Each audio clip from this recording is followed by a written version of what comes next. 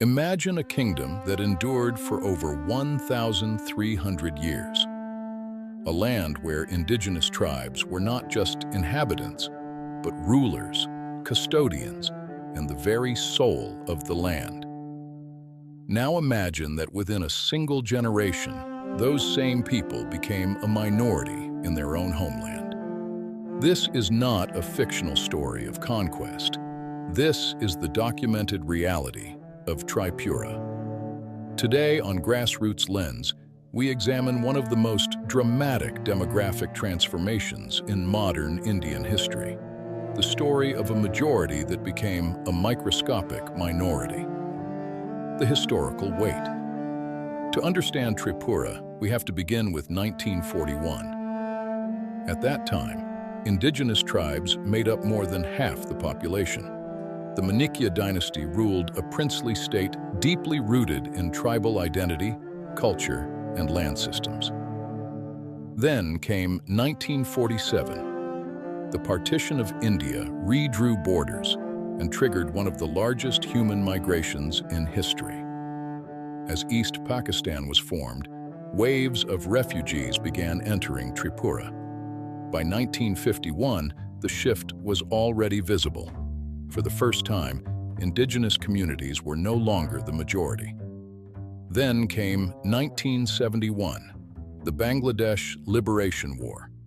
Another massive influx followed. While many returned, hundreds of thousands stayed. And within a few decades, the demographic balance had permanently changed. By the end of the 20th century, the tribal population had declined to around 28%. The social friction.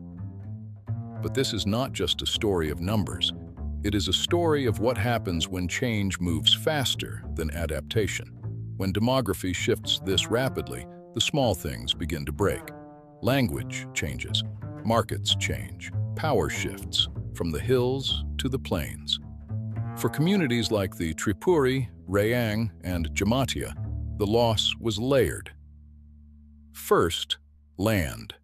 Traditional Jhum cultivation, once central to tribal life, was gradually replaced by settled agriculture.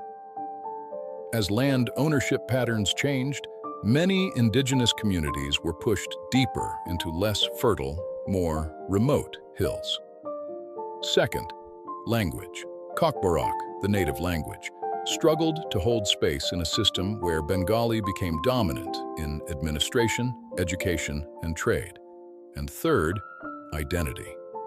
When you become a minority in your own homeland, the question is no longer just about survival. It becomes a question of belonging.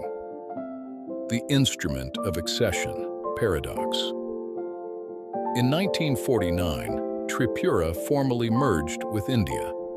The instrument of accession was signed with the expectation of protection and integration. But what followed was not just integration, it was inversion. Political power gradually shifted. Legislative representation began reflecting the new demographic reality. And over time, the voices of indigenous communities became diluted within their own state. In response, the Tripura Tribal Areas Autonomous District Council, TTAADC, was established, an attempt to create a protected space, a system within a system, a way to preserve what remained. But even today, a deeper question lingers. Can autonomy protect identity if the demographic foundation beneath it continues to shift? The current reality, 2026. Walk through Agartala today, and you will see a growing, modern city. Infrastructure, connectivity, expansion. But travel into the Baramura or Atharamura Hills, and the contrast becomes clear. Many tribal regions still struggle with access to healthcare, clean water, and basic services. This is not just underdevelopment. It is the outcome of a system where political influence follows population concentration, where voting power is anchored in the plains, and the hills are left negotiating for attention. The Tipraland phenomenon. From this imbalance, a new political consciousness has emerged. the demand for greater Tipraland.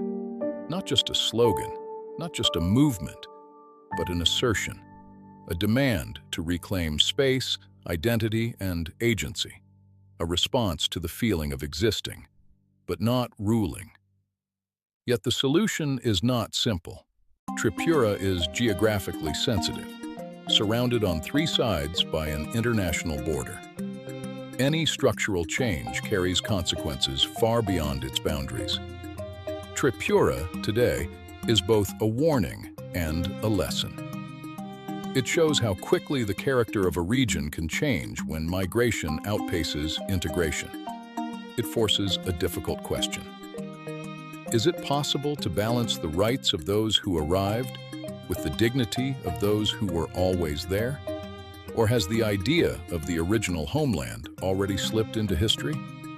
At Grassroots Lens, we believe understanding begins with acknowledgement, not denial, not simplification, but clarity. Think on it. We'll see you in the next one.